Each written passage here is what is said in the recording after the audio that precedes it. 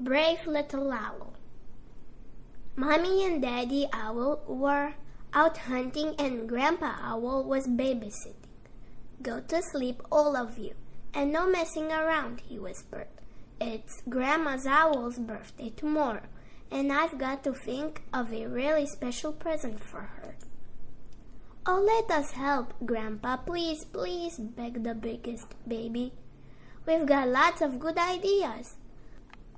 "Oh, all right," sighed Grandpa Owl. "So what do you think would be her best present ever?"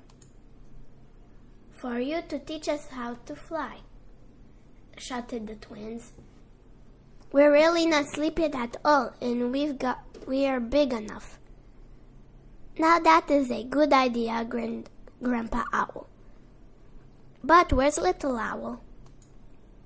"I'm asleep," said a tiny voice. "You can't talk if you're asleep," teased the boys. "You're just a scaredy owl." "No, I am not," shouted Little Owl. But she shivered a bit as she peeped out of the nest. The ground seemed a very long way down. "Come on, all of you," said Grandpa Owl. "Line up in a row and copy me." "We're going first," shouted the twins, elbowing past their big brother. "No, I'm the oldest, so I go first," said the biggest baby, making the branch sway scarily. "Move over, or I will push you off." "That's enough squabbling," said Grandpa Owl firmly. "Now be careful, or—" Splosh! Little Owl had slipped and fallen off the branch. "Little Owl can't fly, but she can swim," hooted the boys. Grandpa Owl gave them a fierce glare and down to scoop her up. Back on the branch, Little Owl fluffed up her feathers, crossly spraying her brothers with muddy water. "Yuck! Stop!" they squealed. "Now let's try again," sighed Grandpa Owl. "Open your wings, lean forward, and oops!" Little Owl slipped again and dangled upside down from the branch. "Stop laughing, you lot," said Grandpa Owl sternly. "Not everyone is good at everything. It takes practice.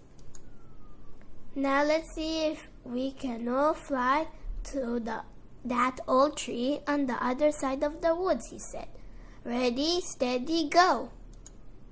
"Help!" cried Little Owl as she tumbled from the branch.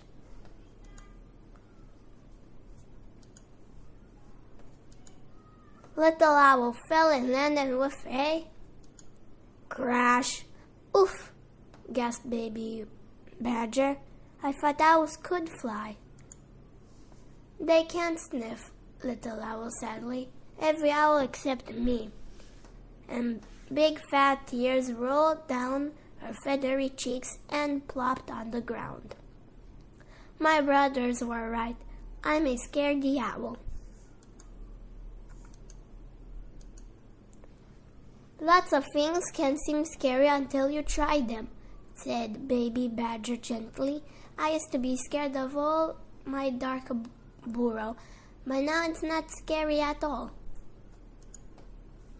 "And I was scared of heights," said Little Squirrel, scampering down the nearest tree.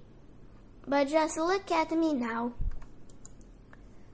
"I was scared of owls," squeaked Little Mouse nervously. "Well, actually, I'm still scared of owls, but you seem very nice." "And I was scared the first time the sun went in," laughed Sunny Bunny. "But now I know it always comes back." "Don't be scared, Little Owl," they cheered. "You can do it if you try." But Little Owl felt too sad to try again. It was growing cold and she couldn't even get back to her cozy nest. Suddenly, a dark shadow passed over the moon.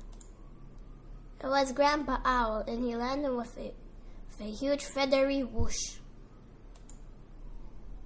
"There you are, my brave little owl." He snuggled her tightly under his huge fluffy wing. "Can you keep a secret?" Little Owl nodded her tufty ears. "When I was a little owl like you, I was scared of flying too."